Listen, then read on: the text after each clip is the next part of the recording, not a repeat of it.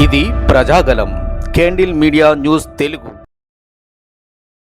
కాకినాడ జిల్లా పిఠాపురం నియోజకవర్గంలో 450 ఎకరాలకు చెందిన రైతులు రెవెన్యూ అధికారులు చేస్తున్న హంగామాకు భయపడి పిఠాపురం నియోజకవర్గం తెలుగుదేశం పార్టీ కార్యాలయంలో మాజీ ఎమ్మెల్యే ప్రస్తుత టీడీపీ ఇన్ఛార్జ్ వర్మను కలిసి వినతి పత్రం అందజేశారు. ఈ సందర్భంగా వర్మ మాట్లాడుతూ సర్వే నెంబర్ 1లో గల 450 ఎకరాల్లో చందుర్తి కొడవలికి సంబంధించి బీసీ ఎస్సీ రైతులు ఎన్నో సంవత్సరాల నుండి పంటలు పండించుకుంటున్నారని, ముఖ్యంగా సీజనల్ పంటలైన జీడి మామిడి తోటలు సాగు చేస్తున్నారని, దాన్ని జీవనాధారంగా మలుచుకుని వలసలు పోకుండా ఇక్కడే బ్రతుకుతున్నారని, ఎవరెన్ని భయభ్రాంతులకు గురి చేసిన అధికారులు మా పార్టీ కూటమి నాయకులకు తెలియజేసి రైతులకు పట్టాలందే వరకు పోరాటం చేస్తానని తెలియజేశారు.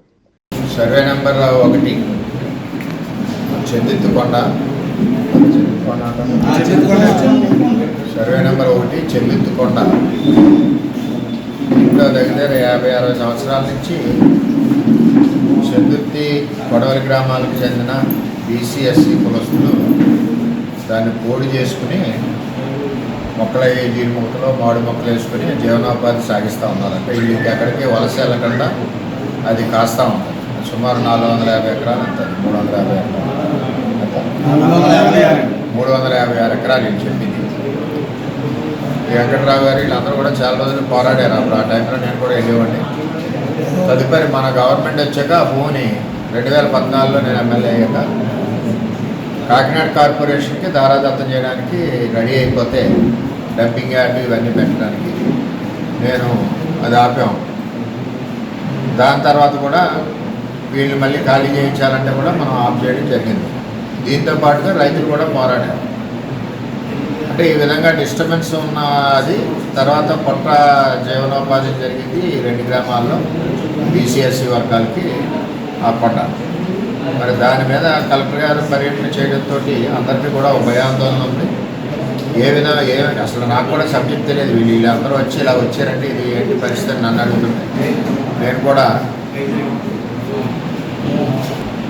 నాకు ఈ పరిస్థితి ఏమో తెలియదు. కలెక్టర్ గారి పర్యటన వచ్చిందంటే నేను కూడా లేదంటే నేను కనుక్కుంటాను.